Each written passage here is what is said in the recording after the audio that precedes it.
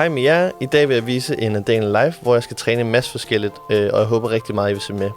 Jeg skal blandt andet ned og spille paddle med min veninde Louise, men først skal der lige lidt mad ned i maven, som jeg synes er rigtig vigtigt, inden man skal ud og give den gas.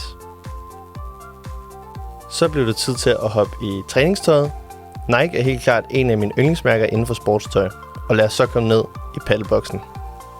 Her sidder jeg med mit nye Bold Paddle Vertex 04 bat, som er et powerbat, og jeg kan virkelig mærke, at jeg har fået meget mere power i mit spil generelt, hvilket er rigtig lækkert. Og lad os så komme i gang med at spille noget paddle.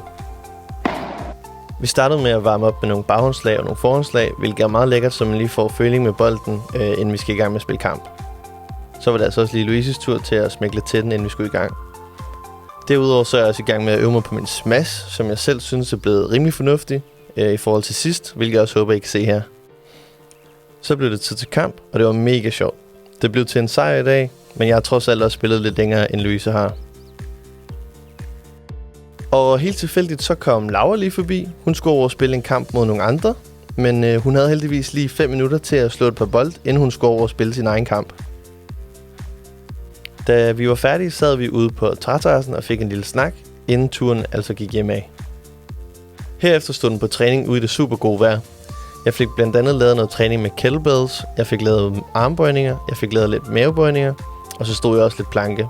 Derudover fik jeg trænet lidt triceps til sidst. Efter træningen var det tid til et bad, og så skulle bloggen opdateres med dagens træning, som heldigvis kan gøres fra sofaen af. Tak fordi I så med. Jeg håber I fandt lidt inspiration.